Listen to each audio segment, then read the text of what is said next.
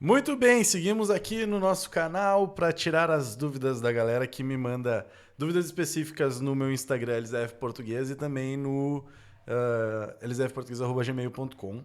E a dúvida que chegou esta semana foi sobre os dígrafos. Olha só que coisa interessante isso aqui. É relacionado lá com a partezinha de fonética e fonologia, nosso estudo de gramática, né?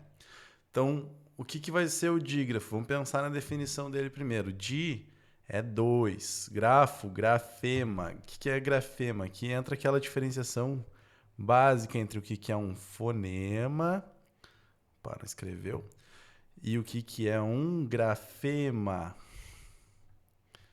Vamos entender o grafema como uma letra, um desenho, um símbolo e nada mais do que isso, enquanto que o fonema vai ser o sonzinho mesmo, tá? Então, basicamente, o dígrafo é quando eu tenho dois grafemas ou duas letras, e essas duas letras representam apenas um fonema. Como que isso pode acontecer? A gente pode ter dígrafos de dois tipos. Podemos ter os dígrafos chamados de orais e os dígrafos chamados de nasais. Os orais também podem ser conhecidos em provas como consonantais. Consonantais. Enquanto que os nasais também são os vocálicos.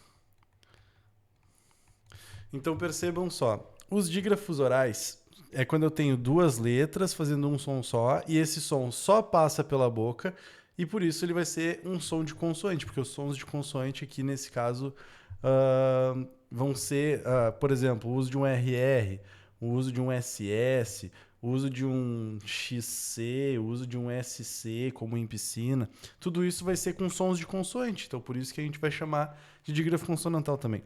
Enquanto que os dígrafos vocálicos, eles se caracterizam, na verdade, por serem vogais em final de sílaba seguidas de M ou de N.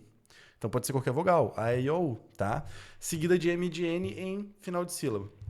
Eu quero dizer na prática, tá? Por exemplo, se tu pega uma palavra como cachorro, e essa aqui é a mais fácil da gente enxergar assim. Tu vai ter um C, que é uma letra, que representa um som nesse contexto aqui, que é o som de K. Aí tu junta com A. Então tem um som sendo produzido aqui, outro som sendo produzido aqui. Aí tu junta os dois e forma K. Na sequência eu tenho outro C, ó, o grafema. Só que esse C não faz o mesmo som do que o primeiro. Porque ele se junta com o H que está do lado e essa junção faz um som só, que é o som de sh. Aí tu pega o som de O do lado e forma sho. Depois o R também é a mesma coisa. Tu junta os dois R's, tu junta as duas letras, fazer um som de R, certo? E o O do lado. O que representa, por exemplo, que numa palavra como cachorro, tu vai ter ali 8 letras, mas 6 fonemas. 6 sons são produzidos aqui nessa palavra. E tu tem um dígrafo que é o sh e outro dígrafo que é o r. Então são as duas letras fazendo um som apenas. Então essa palavra, por exemplo, tem dois dígrafos. Esses dígrafos são consonantais, porque eles têm som de consoante. Se a gente for pensar agora nos dígrafos chamados de nasais ou vocálicos, com essa lógica que eu te passei de que é uma vogal em final de sílaba seguida de um M ou de um N, tá? Então tu vai ter ali, por exemplo, uma palavra como sim. O que tu vai reparar? Que tu tem um s fazendo som aqui, só que o i que está do lado, ó, ele está nasalizado por esse m. Qual é a função do m que está aqui? Qual é a função dessa letra? É nasalizar o i. É como se eu estivesse construindo um som nasalizado para esse i. É diferente de eu usar o m de mato, mato. Eu não falo cima com esse m aparecendo. A moral daquele m naquela posição é só nasalizar a produção do i. Então, se eu tenho, por exemplo, se, isso passa só pela minha boca. Mas se eu nasalizo o i, sim, ele passa também pelo meu nariz. E aí só fechar o nariz para fazer o teste, né? Sim.